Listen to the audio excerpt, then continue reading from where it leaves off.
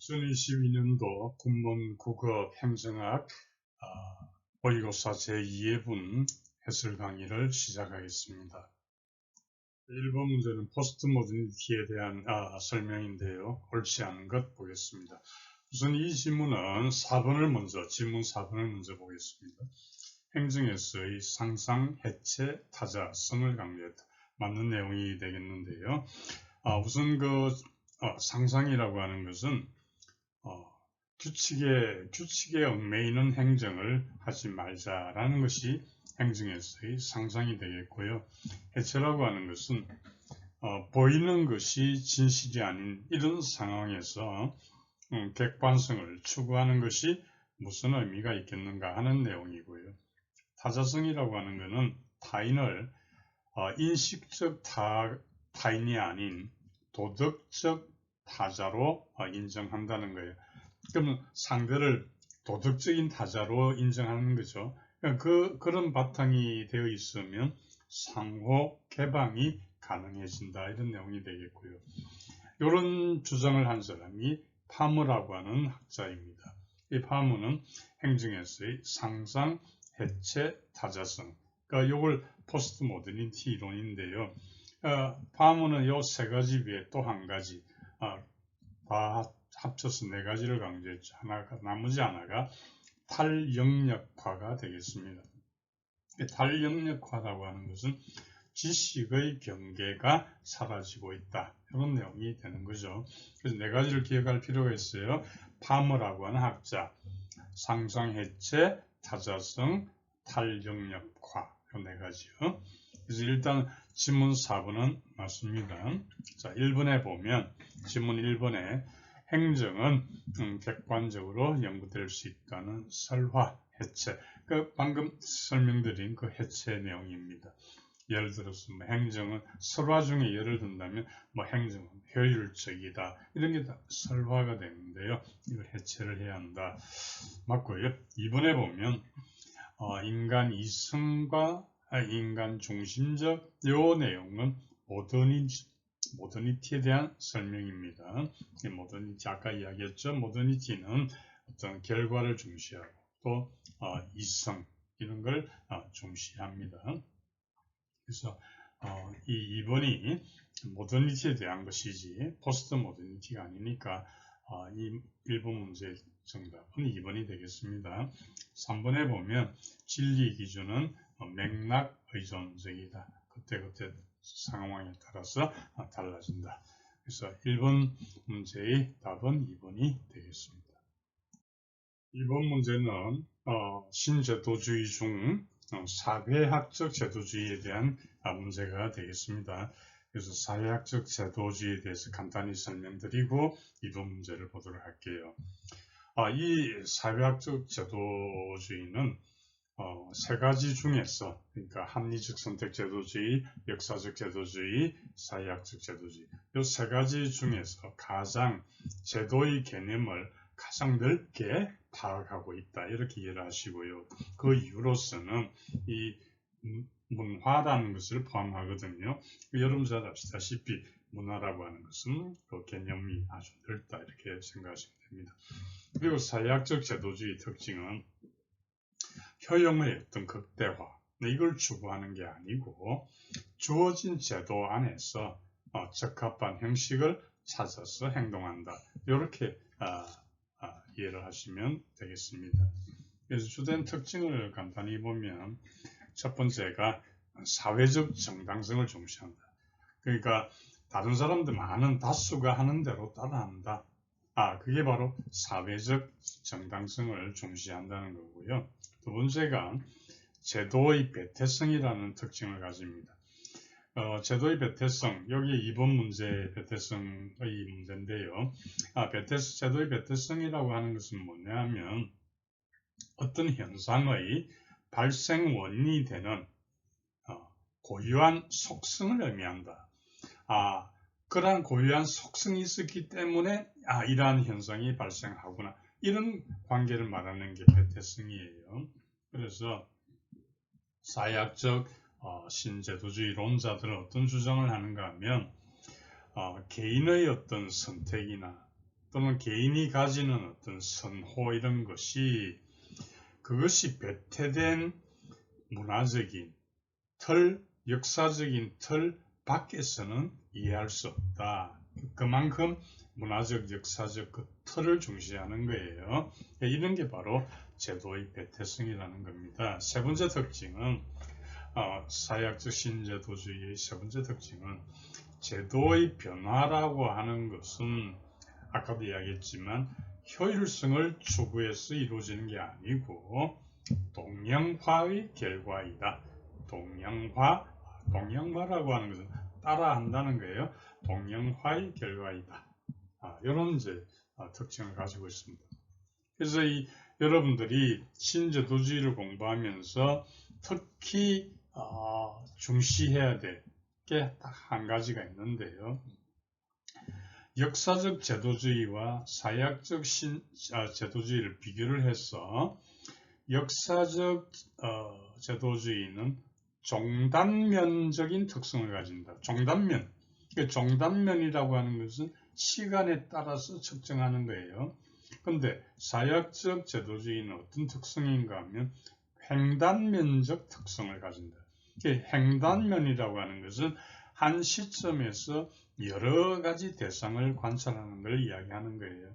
여러분 기억하실 거는 역사적 제도주의는 종단이다.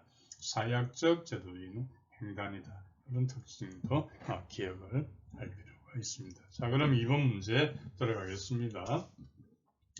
1번의 조직 배태성의 특징은 구성원들의 정당성보다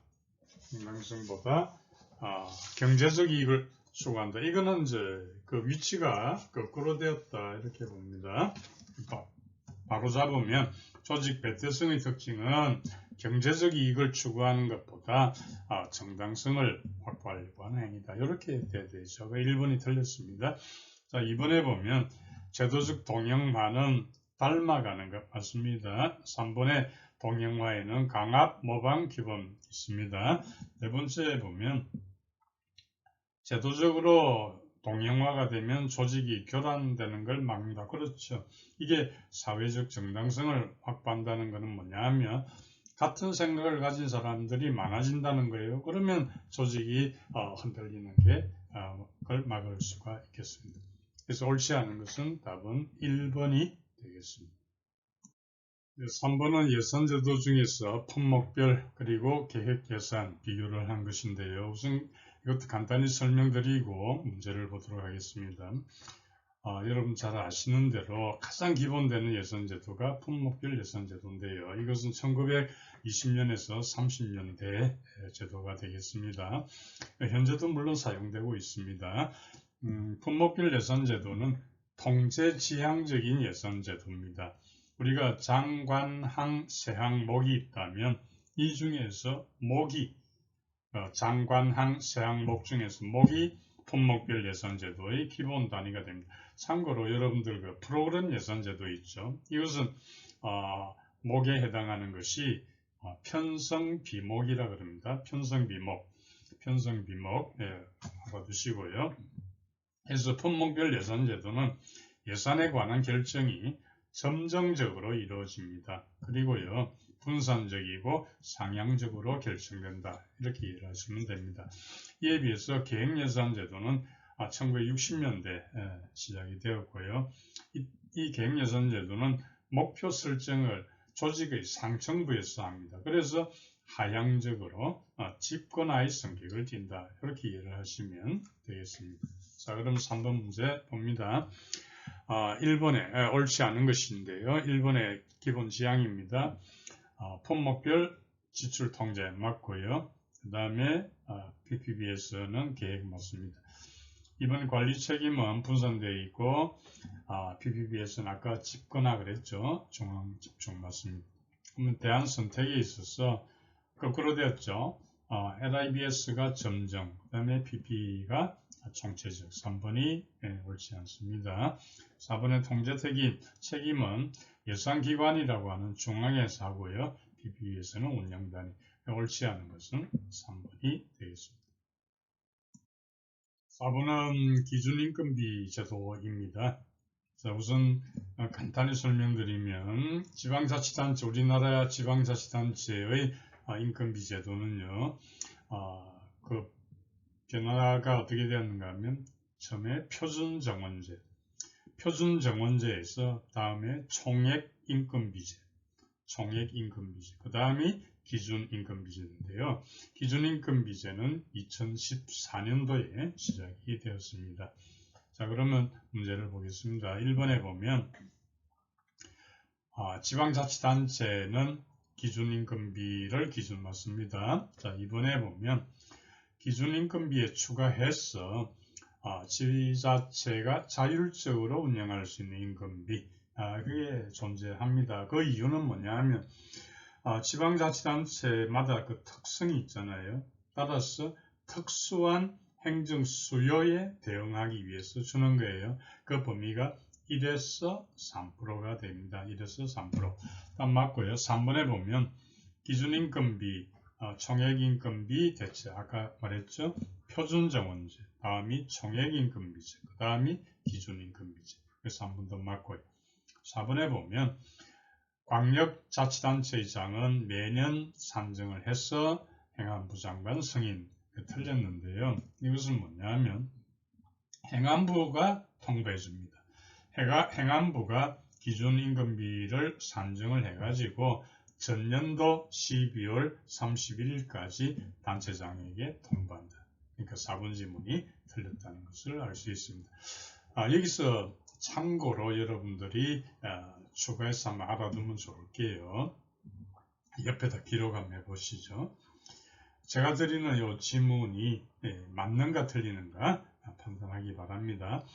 지방자치단체에 부담이 되는 기금을 설치하려고 하는 중앙행정기관장은 기획재정부 장관과 협의해야 한다. 맞습니까? 틀립니까? 답은 틀립니다. 별표 2개 하시고요. 잘 기억하기 바랍니다. 왜 틀렸는가 하면 이 경우는 행안부 장관과 협의입니다. 기재부 장관이 아닙니다. 자, 다음 4번의 답은 옳지 않은 것은 4번이 되겠습니다. 5번은 자치법권입니다. 1번부터 보겠습니다. 규칙 조례 충돌하면 당연히 조례가 앞서게 되겠죠. 그래서 1번 틀렸고요.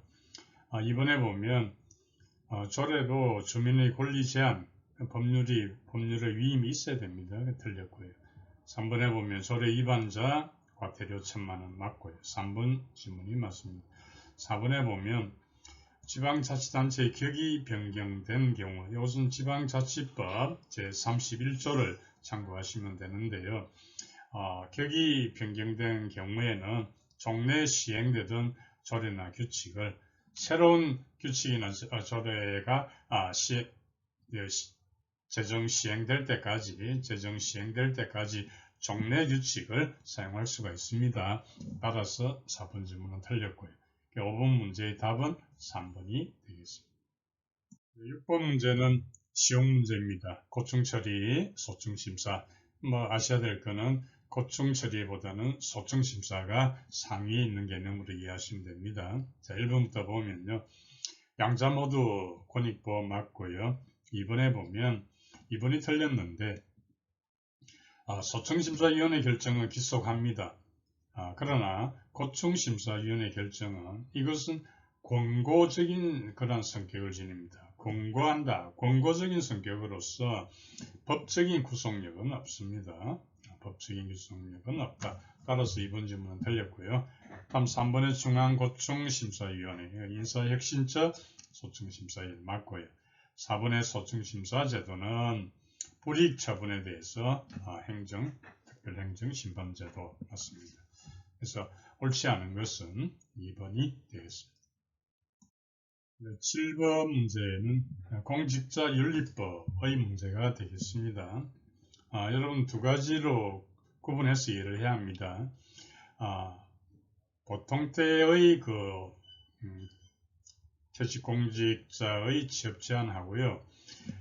비위를 저질러서 면직된 사람의 경우에 취업 제한하고가 다릅니다. 기간이요. 그래서 그걸 구분해서 이해를 해야 합니다. 자, 읽어보겠습니다. 공직자윤리법에서는 퇴직공직자의 취업 제한 규정을 하고 있습니다. 퇴직일로부터 3년간, 퇴직 전 5년 동안, 3년, 5년 되겠습니다. 그 취업 제한 기간에 취업할 수 없다. 그런데요, 아까도 이야기했지만 비위로 면직된 비위 면직자의 경우는 이 규정은 공직자윤리법이 아니고 부패방지권익위원회법이 있습니다. 부패방지권익위원회법 여기에서 규정을 하고 있는데요. 비위면직자는 좀 더 엄격하게 그래서 퇴직일로부터 5년간 퇴직 전 5년 동안 그 5가 되는 거예요. 그러니까 앞에 3, 5하고 차이가 있죠. 잘 구분해서 기억을 하시면 되겠습니다. 그리고 여기 추가로 한 가지만 하겠습니다. 자, 지문 하나 적어 보시죠. 이 지문은 맞을까요? 틀릴까요? 공무원에 대한 충성조사. 공무원에 대한 충성조사는 안보와 국가 안보입니다. 안보와 관계 깊은 직무만 대상으로 한다. 그러니까 모든 공무원에 대해서 하는 게 아니고 안보하고 관련된 관계가 깊은 그런 직무에 대해서만 공무원 충성조사를 한다. 이런 질문이 나왔다. 맞습니까? 틀립니까? 답은 틀립니다. 공무원 충성조사는 뭐냐면 채용을 할 때 신원조회를 말하는 것인데요. 그 대상은 모든 공무원을 대상으로 합니다. 그래서 방금 읽어드린 그 지문은 틀린 지문이 된다는 것도 기억하기 바랍니다. 8번 문제는 쉬운 문제죠. 유비쿼터스 정보의 특징을 설명하는 5N에 해당하지 않는 것입니다. 5N에 어떤 것이 있을까요? 우선 정답부터 이야기하면 3번입니다. 3번은 해당되지 않습니다. 그럼 5N이가 어떤 게 있는가 하면 우선 anytime 있습니다. anytime, anywhere, any device, any network, any service. 이렇게 5가지가 있습니다. anytime, anywhere, any device, any network, any service. 따라서 8번 문제의 답은 3번이 되겠습니다. 9번 문제는 예산의 원칙에 대한 문제인데요. 별표 2개 하시고 간단히 먼저 설명을 드리고 문제를 보도록 하겠습니다. 우선 예산 원칙에는 여러 가지가 있는데요. 우선 예산 사전 의결의 원칙이 있습니다. 국회로부터 사전 승인을 받아야 한다는 것이죠. 그래서 행정부가 입법부에 예산을 제출하면 늦어도 회계연도 개시 30일 전까지는 입법부의 의결을 받아야 합니다. 사전 의결의 원칙의 예외로서는 한 2가지를 기억하시면 되는데 하나가 준예산제도, 두 번째가 재정상의 긴급명령, 이 2가지를 기억하면 되겠습니다. 두 번째 원칙은 예산 한정성의 원칙인데요. 한정성의 원칙은 예산이라고 하는 것은 사용 목적, 사용 범위, 그리고 사용 기간에서 명확한 한계가 있어야 된다는 것입니다. 그래서 이것은 여러 가지 예외가 있는데요. 예종을 보면은 첫 번째 목적 외 사용 금지, 이것을 예외에 해당하는 것이 이용과 전용이 있습니다. 이용이라는 것은 잘 아시는 대로 입법 과목이라고 할 수 있는 장, 관, 한간의 상호용 등을 이용이라고 하고요. 전용은 행정 과목입니다. 세항, 목 간의 상호용 등을 말하는데요. 이게 이제 목적 외 사용 금지 예외가 되겠습니다. 두 번째로 초과 지출 금지 예외도 있습니다. 해당되는 것이 예비비가 되겠고요. 그 다음에 세 번째가 회계연도 독립의 원칙의 예외로서는 2월하고 계속비가 해당이 되겠습니다. 잘 정리하시고요. 세 번째 원칙은 예산 통일성의 원칙입니다. 이것은 특정 수입으로 특정 지출을 하면 안 된다. 일단 모든 수입은 국고로 편입을 해가지고 거기서 지출돼야 된다. 이 예산 통일성의 원칙의 예외로서는 특별회계와 목적세가 해당이 되겠습니다. 그 다음에 네 번째가 예산 단일성의 원칙인데요. 그러니까 이것은 예산 구조는 가급적 간결해야 된다. 간단해야 된다는 거예요. 그래서 두어서는 안 된다는 게 뭐냐면 추가 경정 예산이나 특별회계 같은 것을 두지 마라 하는 이야기입니다. 그래서 예산 단일성 원칙 예외로서는 특별회계, 그 다음에 기금, 그 다음에 추가 경정 예산 이런 것들을 기억하면 되겠습니다. 자, 그러면 그 다음에 이제 또 하나는 예산 총계주의 원칙입니다. 예산 총계주의 원칙은 한 회계년도의 모든 수입과 지출은 예산에 계상되어야 된다는 뜻이에요. 그래서 이것을 예산 완전성의 원칙이라고도 부릅니다.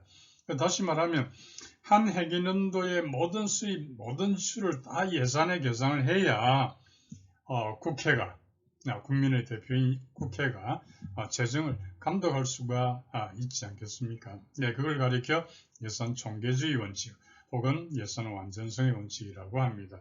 자, 그러면 9번 문제 들어가도록 하겠습니다. 예산의 원칙, 옳은 것은 보겠습니다. 1번 보면은 특정 수입과 특정 지출이 연계되어서는 안 된다. 이것은 통일성의 원칙입니다. 틀렸고요. 이번에 보면 주어진 목적, 규모, 시간, 집행, 이게 한정성의 원칙. 세 번째가 예산 구조나 과목은 단순해야 한다. 단일성의 원칙이 되겠습니다. 4번에 보면 특별회계는 통일성의 원칙과 단일성 원칙의 예외 맞습니다. 특별회계는 그렇습니다. 그런데 여러분 유의해야 될 것은 특별회계는 한정성의 원칙의 예외는 아닙니다. 자, 그러면 정리하세요. 특별회계는 통일성의 원칙과 단일성의 원칙의 예외이지만 한정성의 원칙의 예외는 아니다. 그래서 9번 문제의 답은 4번이 옳은 지문이 되겠습니다. 10번 문제는 공공서비스 공급 방식에 관한 문제인데요. BTO와 BTL에 대한 문제입니다. 우선 간략히 설명을 드리고 문제를 보도록 하겠습니다. 우선 BTO라고 하는 것은 민간 사업자가 시설을 건설을 하면은 그 시설의 소유권이 정부에 기속이 됩니다. 방식은 기부 체납 방식으로 기속이 되고요. 사업 시행자에게 일정 기간 동안의 시설 관리 운영권을 인정해주는 방식이 되겠고, BTL이라고 하는 것은 민간이 공공시설을 짓고요. 정부가 그것을 임대를 해서 쓰는 방식이 되겠습니다. 그래서 민간이 자금을 투자를 해서 공공시설을 건설을 하고 민간은 그 소유권을 정부에 이전을 해주고요. 대신에 사용 수익 권한을 얻게 됩니다. 민간은 시설을 정부에 임대를 하고 그 임대료를 받아서 투자비를 회수하는 방식이 되는데요. 자, 그러면 10번 문제를 보도록 하겠습니다.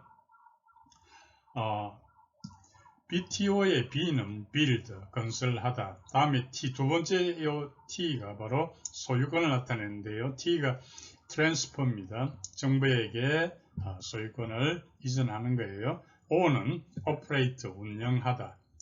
그 다음에 오른쪽 BTL을 보면 build, 마찬가지고요. T는 transfer, 정부에게 소유권 이전이고요. L은 lease입니다. 임대, L-E-A-S-E. 그래서 가부터 보겠습니다. 실제 운영의 주체가 운영은 BTO, operate 민간이고요. 그 다음에 BTL은 정부가 임대받아서 사용한다. 가는 맞고요. 나에 보면 운영시 소유권입니다. BTOT가 트랜스포니까 정부에게 갔죠. 정부. BTL도 BT 트랜스포니까 민간이 아니고 이것도 정부입니다. 그래서 정부 해야 되니까 나가 틀린 지문이 되겠습니다. 다의 투자비 회수 방법은요. 사용료, 이쪽은 리스, 임대료, 소유권 이전 시기, 준공시. 그래서 옳지 않은 것은 2번에 나가 되겠습니다. 루빈의 11번은 루빈의 실시간 예산 운영 모형입니다. 5가지 흐름을 제시하고 있죠. 1번 지문의 세입 흐름, 2번의 세출 흐름, 3번의 예산 균형 흐름, 4번의 예산 과정 흐름, 또 하나가 있는데요. 예산 집행 흐름, 이렇게 5가지가 있습니다. 자, 각각 내용을 살펴보면요. 1번의 세입 흐름입니다. 돈을 이제 거둬야 되죠. 납세자들은 거리감을 가집니다. 그러면 누가 얼마만큼 부담할 것인가? 이것은 설득을 해야 되겠죠. 그래서 설득의 정치가 내재에 맞습니다. 2번에 보면 세출 흐름입니다. 이것은 누구에게 배분할 것인가? 그래서 이 예산 획득을 위한 경쟁이 일어나게 되겠죠. 따라서 이것은 선택의 정치가 되겠습니다. 세 번째 보면 예산 균형 흐름입니다. 균형의 흐름이라고 하는 것은 이런 거예요. 정부의 역할하고 관련이 되는데요. 만약에 세입이 증가되면은 정부 활동을 유지를 하면 되는 거고요. 만약에 세출을 감소시키면 정부 활동이 축소되는 거예요. 이것을 정부가 결정해야 되는 거예요. 정부의 역할과 관련해서 그러한 결정을 해야 되는 거예요. 그래서 이것을 제약 조건의 정치라고 합니다. 3번 질문도 맞고요. 4번에 보면 예산 과정에서의 흐름되어 있고 설명된 지문은 예산 과정 흐름이 아니고 이것은 예산의 집행 흐름입니다. 집행 흐름에서의 의사결정이 되겠습니다. 그래서 읽어보면 계획된 대로 수행할 수 있는가에 대한 의사결정이 됩니다. 그래서 하나의 책임성의 정치이고요. 일탈의 허용 범위에 대한 문제가 중요하다. 그래서 이거는 집행 흐름이고 마지막 추가해서 설명드리면 이제 남은 것이 과정 흐름이 되겠습니다. 그래서 과정 흐름이라고 하는 것은 누가 예산을 결정하는가 그런 내용을 가지게 되겠습니다. 자, 그러면 이 5개의 흐름은 느슨하게 연계되어 있는 그러한 상호 의존성을 가진다. 이렇게 이해하시면 되겠고요. 11번 문제에 옳지 않은 것은 4번이 되겠습니다. 4번의 지문에서 설명하고 있는 내용은 예산 집행 흐름에서의 의사결정이니까 틀린 지문이 되겠습니다. 12번은 커와 저미어가 주장한 리더십 대체물 접근법에 대한 설명입니다.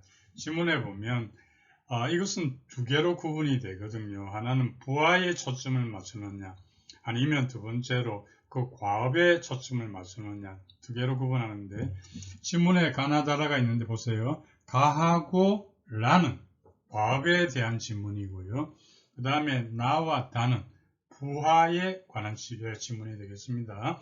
자, 하나씩 보겠습니다. 가에 보면 구조화되고 모호하지 않은 과업, 리더십의 대체물 맞습니다. 명확하게 과업이 설정이 되면 리더가 필요가 없죠. 그러니까 대체물이라는 것은 리더의 존재를 부인하는 거고요. 그다음 중화물이라고 하는 것은 리더의 효과가 좀 약화되는 걸 말합니다. 차이가 있습니다. 그래서 가에 보면 모호하지 않은 과업은 리더의 존재를 부정하죠. 그래서 맞고요. 그 다음에 나 보면 조직이 제공하는 보상에 대해서 무관심하다. 이것은 중화물이 됩니다. 틀렸고요. 다에 보면 부하의 어떤 능력이라든지 이런 것은 대체물이 되겠습니다. 부하가 수준이 높단 말이에요. 예를 든다면 부하가 전문적인 기술을 가지고 있다. 그것은 대체물에 해당이 되는 거예요. 부하가 전문적 기술을 가지니까 리더의 존재가 보정되지 않겠습니까? 틀렸고요. 라 보면 과업의 결과에 대한 피드백이 빈번하면 이것도 리더의 존재를 보정하죠. 그 대체물 맞습니다. 그래서 옳은 것은 가와 라 답은 2번이 되겠습니다. 13번은 공무원 구분입니다. 수월한 문제이고 기본적인 문제이긴 합니다만 그래도 잘 정리를 하셔야 됩니다. 가에 보면 헌법재판소 헌법연구관 특정직 공무원 맞습니다. 특정직은 정무직과 별정직으로 구분이 되죠. 자, 그럼 하나 참고로 제가 제시를 할게요. 국회에 보면 전문위원이 있죠. 그 다음에 국회 수석 전문위원이 있죠. 구분이 어떻게 됩니까? 국회 전문위원은 일반직입니다. 근데 국회 수석 전문위원은 별정직입니다. 별정직. 특정직 안에 정무직과 별정직이 있는데 수석 전문위원은 별정직에 해당된다 기억하시고요.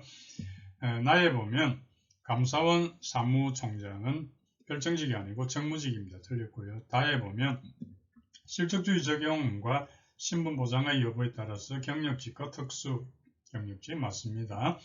나에 보면 임기제 공무원은 경력직 임명 때 필요한 거죠. 경력직 임명할 때 임기제가 가능합니다. 그래서 하나 더 참고로 여러분 검찰총장 그리고 공수처처장 이런 사람들은 공직자 비리수사처입니다. 공수처처장, 검찰총장 이런 사람들은 특정직이라는 것도 기억하기 바랍니다. 그래서 옳은 것은 가와 다. 답은 2번이 되겠습니다. 14번의 전자정보에 관한 문제가 됩니다. 그래서 지문에 있는 내용, 업무 수행에 필요한 이런 주 기본 밑거름 이게 무엇에 해당되는가 하면 우리가 일반적으로 집을 지을 때 설계도를 가지고 하잖아요. 그 설계도에 해당하는 것이 바로 이 지문의 내용입니다. 이걸 가리켜 지문 4번의 정보기술 아키텍처라고 합니다. 정보기술 아키텍처를 한마디로 정의한다면은 우리가 정보기술이라는 여러 개가 있잖아요. 그런 정보기술 간의 어떤 관계, 이것을 구조적으로 연계한 것이 바로 이 정보기술 아키텍처다. 그래서 답은 14번의 답은 4번이 되겠습니다. 15번은 조직의 이중 순환고리 학습인데요. 별표 2개 하시고요. 이중 순환고리와 대비되는 게 단일 순환고리 학습이라는 게 있습니다. 자, 1번부터 보면요. 모건의 홀로그래픽 조직이라고 하는 건 뭐냐면 자기 조직화가 가능한 조직을 말합니다. 자기 조직화라고 하는 것은 조직이 어떤 새로워지려고 하는 어떤 노력을 하는 조직이다. 이렇게 이해하시면 되고요. 그래서 홀로그래픽 조직 설계를 위해서 개발된 여러 원칙이 있는데 그 중에 하나가 학습을 위한 학습 원칙이라는 게 있습니다. 학습을 위한 학습 원칙이라고 하는 건 뭐냐면은 어떤 변화가 있을 때 규범이라고 하는 기존 가지고 있는 규범이 적절한 어떤 근거가 될 수 있는가 하는 것이 학습을 위한 학습 원칙과 관련이 있는 거예요. 그래서 1번 지문은 옳은 지문이 되겠습니다. 그럼 2번 보면은 학습 과정의 안정성이 필요하기 때문에 폐쇄적인 조직, 이것은 단일 순환고리 학습과 관련되고요. 세 번째 보면 학습 효과가 빠르고 국소적으로 나타난다. 마찬가지 단일 순환고리 학습 관련 4번의 기존의 운영 규범 체계 하에서 오류 발견, 이것도 단일 순환고리 학습입니다. 따라서 옳은 것은 1번이 되겠습니다. 16번은 주인 대리인 이론인데 쉬운 문제가 되겠습니다. 주인 대리인 이론은 비대칭 정보에서 벌어지는 현상인데요. 두 가지가 있습니다. 역선택이 있고 도덕적 해이가 있습니다. 역선택, 도덕적 해이. 자, 1번부터 보면요. 관료들이 피규제 집단의 입장을 옹호하는 그 관료 포획이라고 하는 것은 쉬운 예를 든다면 아주 오염 이런 걸 발생시키는 그런 회사를 찾아간 관료들이 막 그 회사로부터 어떤 대접을 받고 그 사실을 무마해버리는 이런 게 쉬운 예입니다. 그래서는 안 되겠지만 관료 포획 현상이라고 하죠. 그래서 관료 포획 현상은 역선택의 사례가 아니고 도덕적 해이의 사례 이렇게 바꿔야 됩니다. 틀렸고요. 이번에 도덕적 해이는 기준 미달의 대리인 선택한다. 이게 역선택이 됩니다. 그래서 이게 그레샴의 법칙이 여기에 해당이 되죠. 악화가 양화를 구축한다. 이 악화가 좋지 않은 게 양화, 좋은 재화를 구축한다는 건 구축이 뭐냐면 차버린다 이런 뜻입니다. 2번의 내용은 역선택입니다. 다음 3번 봅니다. 공기업의 민영화. 공기업이 너무 운영이 방만하니까 그걸 민영화를 하러 돌리는 것이죠. 따라서 그것은 역선택 방지가 아니고 도덕적 해이 방지 이렇게 바꿔야 됩니다. 틀렸고요. 4번에 정보 비대칭 줄이기 위해서는 주민 참여 내부 고발자보 맞습니다. 그래서 옳은 것은 4번이 되겠습니다. 17번은 지방자치 문제인데요. 가장 기본되는 것이 주민자치와 단체자치입니다. 따라서 가장 기본되는 것이지만 틀리지 않도록 잘 기억해야 되겠습니다. 자, 1번에 보면 주민자치 원리는 주로 영국과 미국 맞습니다. 단체자치 원리는 대륙법, 독일과 프랑스에서 발달. 1번이 맞네요. 2번에 보면 주민자치가 법제적 요소는 단체자치입니다. 그래서 거기서 틀렸습니다. 네, 다음 3번 볼게요. 단체자치는 재량권의 범위가 크다. 재량의 범위가 큰 것은 주민자치입니다. 틀렸고요. 4번에 보면 단체자치는 입법통제, 사법통제가 아니고요. 행정통제가 주된 통제 방식입니다. 그래서 가장 옳은 것은 1번이 되겠습니다. 18번은 정보 3.0입니다. 정보 1.0, 2.0, 3.0 특징을 여러분들이 가지고 있는 어떤 행정학 교재 다 있으니까 살펴보기 바랍니다. 자, 정보 3.0의 특징으로 맞지 않는 것 보겠습니다. 1번, 3번, 4번은 맞아요. 3.0. 특히 4번에 보면 협업이 여기서 협업은 뭐냐면 민간하고 온라인을 통한 어떤 협력을 이야기하는 거에 맞습니다. 그런데 이번에 보면 프로세스 혁신을 목표, 이것은 정부 1.0에 해당되는 이야기입니다. 맞지 않는 것은 2번이 되겠습니다. 19번은 배치전환입니다. 배치전환은 수평적인 이동을 말합니다. 동일한 계급 내에서 수평적으로 이동하는 것. 이게 배치전환이고요. 배치전환에는 한 3가지 종류가 있죠. 전직, 전보, 파견 이렇게 있습니다. 맨 마지막에 파견은 소속을 바꾸지 않습니다. 자, 전직은 뭐냐 하면 예를 들어 이것은 상이한 직렬에서 옮겨가는 것이죠. 그래서 예를 든다면 세무구급에서 행정구급 이런 게 전직에 해당이 되고요. 전보라고 하는 것은 동일 직렬, 동일 직급 내에서요. 직위만 바꾸는 게 전보가 되겠습니다. 그래서 수평적 이동으로서 전직, 전보, 파견 이런 등등이 있다. 기억하시고 자, 문제 보면 유형성이 아닌 것 1번에 조직 활성화됩니다. 또 2번에 침체도 방지하고요. 3번째 비공식 집단 피해 제거합니다만 4번에 자꾸 옮겨가야 되니까 또 옮겨간 데서 새로운 업무를 익혀야 되니까 행정의 전문성이 정진될 수가 없죠. 유형성 아닌 것은 4번이 되겠습니다. 20번은 생태론적 접근 방법입니다. 생태론 그러면 리거스가 기억나야 되고 또 가우스 그리고 살라 모델 과도기적인 그런 사회의 행정체제를 가리켜 살라 SALA 살라 모델이라고 했죠. 자, 그러면 생태론적 접근 방법을 설명으로 옳지 않은 것 보겠습니다. 1번부터 보면 기본적으로 유기체와 환경과의 관계 맞습니다. 2번에 보면 행정도 일종의 유기체로서 환경하고 상호 의존 맞습니다. 3번의 생태론자들은 후진국의 서구 제도가 잘 적용 안 되는 것은 환경의 이질성이 있다 맞습니다. 4번에 보면 분석 수준은 유기체로서의 개인의 초점을 아닙니다.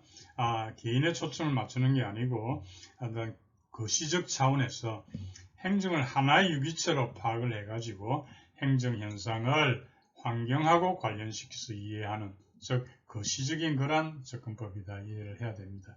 옳지 않은 것은 4번이 되겠습니다. 21번의 니스카네의 예산 극대화 모형은 별표 3개 하기 바랍니다. 잘 기억하시기 바라요. 자, 1번부터 보면 정치가는 사회 후생의 극대화주 그렇게 해야 다음 선거에 재선될 수가 있지 않습니까? 맞고요. 2번에 보면 정치가는 총편익과 총비용의 차이인 순편익이 최대 맞습니다. 총편익하고 총비용을 차이가 가장 그 차이가 순편익인데 순편익이 최대가 되는 수준에서 공급을 해야 그게 바로 사회적으로 최적의 공급 수준이 되는 거죠. 그래서 2번도 맞고요.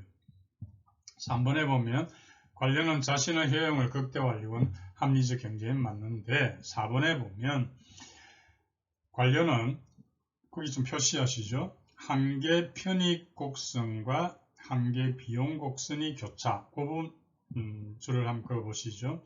그게 바로 뭔가 하면 그 지점이 바로 지문 2번의 총편익과 총비용의 차이인 순편익이 최대가 되는 지점과 같아요.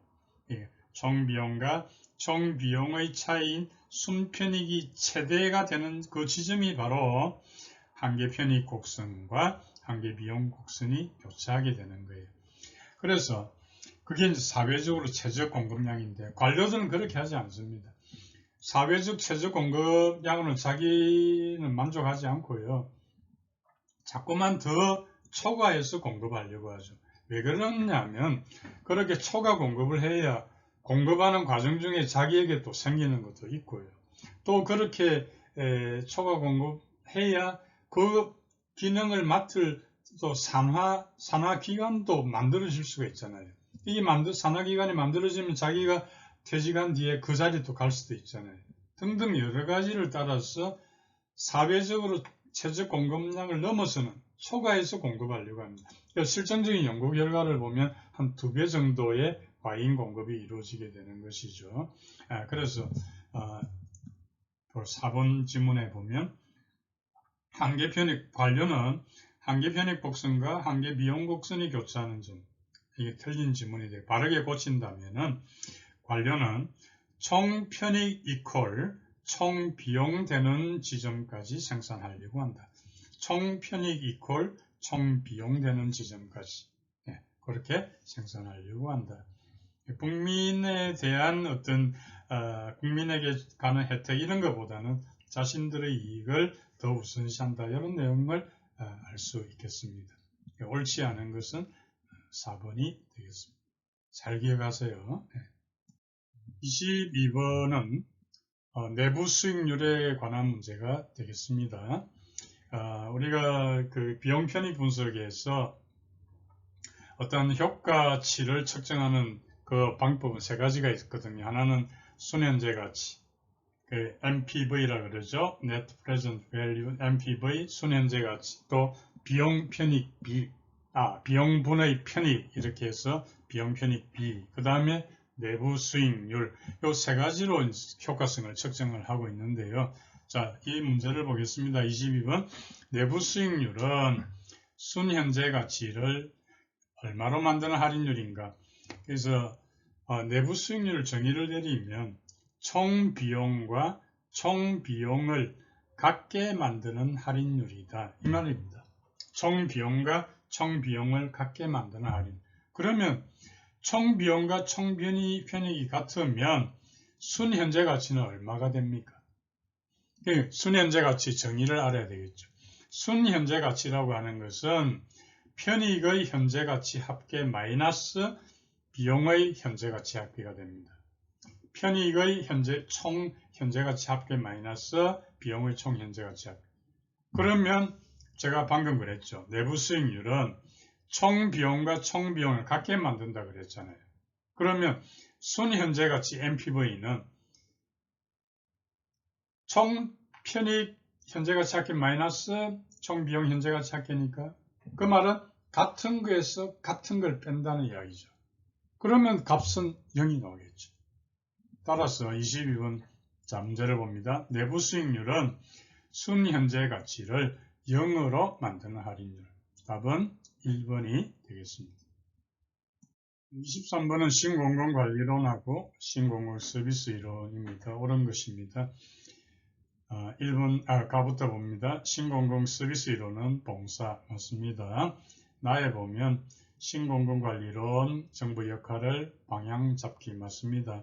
이 2가지 다 신공공관리론하고 신공공서비스 둘 다 정부 역할을 방향 잡기로 봅니다. 그래서 스티어링이라 그러죠. S-T-E-E-R-I-N-G 스티어링 둘 다 같습니다. 가도 맞고 나도 맞습니다. 다에 보면 신공공 서비스론이 추구하는 가치는 민주성하고 충돌 아닙니다. 민주성 그 자체입니다. 틀렸고요. 4번에 보면 4번 질문은 요 주체의 위치가 바뀌었어요. 신공공 서비스 이론 앞으로 옮기세요. 신공공 서비스 이론은 신공공관리론이 경시한 행정의 공공성. 왜냐하면 신공공관리론은 시장 원리의 도입이니까 너무 그죠? 공공성이라는 걸 좀 도외시하고 있지 않습니까? 바르게 고치면 라는 위치를 바꿔서 신공공 서비스 이론은 신공공관리론이 경시한 행정의 공공성을 제조하며 그 답은 1번 가와 나가 되겠습니다. 24번은 개방체제의 특성입니다. 간단히 설명드리고 문제를 보도록 하겠습니다. 개방체제는 유일한 어떤 최선의 해결 수단이 있다는 것에 대해서 반대하고 있습니다. 자, 그러면 가부터 보겠습니다. 등종국성 맞습니다. 어디로 가나 동일한 결과에 도달할 수가 있다. 그래서 등종국성 신축적이다 이렇게 볼 수 있죠.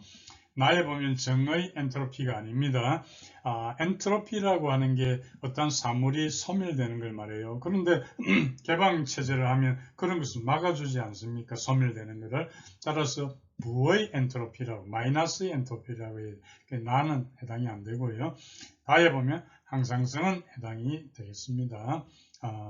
어떤 땀을 많이 흘려서 어떤 그럴 때 물을 보충해 준다든지 이런 게 다 항상성이 되는 거고요. 다음에 선형적 인과관계입니다.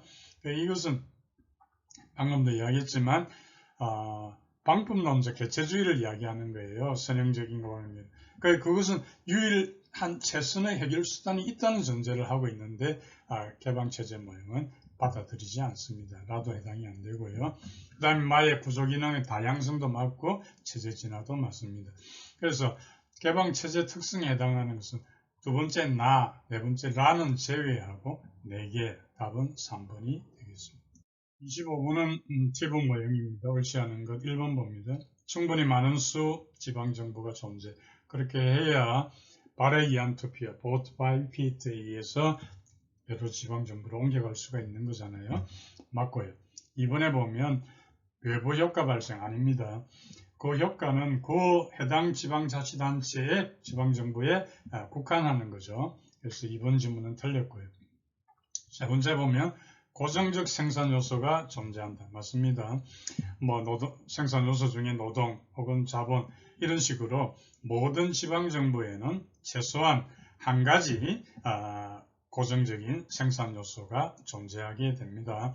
그래서 이것은 뭘 의미하는가 하면 각 지방정부가 자신에게 맞는 최적의 규모를 가진다는 거예요.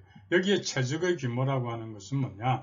최저 평균 비용으로 생산할 수 있는 어떤 인구 규모를 말하는 것입니다. 그래서 만약에 10만 명이 최저 규모인데 그게 숫자가 미달되면은 더 끌어들이고 초과하면은 줄이고 이런 노력이 이루어지게 되겠습니다. 어쨌든 세 번째 고정적인 생산 요소가 존재합니다. 맞고요. 4번에 보면 지방정부들의 세입 지출 패턴에 대해서 완전히 알고 있다. 맞는데요. 옳지 않은 것은 2번이 되겠습니다. 근데 몇 가지 추가를 좀 하도록 하겠습니다. 하나 더 배타적 구역 설정 한번 적어보실까요? 배타적 구역 설정입니다. 배타적 구역 설정이 가정인데요. 가정하고 있는데 내용이 뭐냐 하면 만약에 어떤 지방정부에 가난한 사람들이 이동을 많이 해오면 어떨까요? 공공재의 공급 비용이 증가하게 되겠죠. 공공재의 공급 비용이 증가하면 그 지역 주민들의 평균적인 효용은 떨어지게 되지 않겠습니까? 그러면 그 지방정부는 어떤 생각을 할까요? 가난한 사람들이 자기 지역으로 옮겨오지 못하도록 하려고 하겠죠. 그죠? 이론적으로 보면. 그래서 그 방법을 어떻게 하는가 하면 일정 규모 이상, 예를 들어서 24평 이상 규모가 되는 주택이 없는 사람은 우리 지역으로 오지 못한다. 이런 게 바로 배타적 구역 설정이라고 하는 것입니다. 좋지 않은 거지만 이런 그 가정을 하고 있겠습니다. 그래서 결론적으로 이 티브 모형에 따르면은 지역 간의 어떤 형평성 이것이 저해될 가능성은 있다. 그렇게 볼 수 있겠습니다. 25번 문제의 답은 바로 2번이 되겠습니다. 이상으로 2022년 군무원 국어행정학 대비 제2의 모의고사 해설 강의를 모두 마치겠습니다.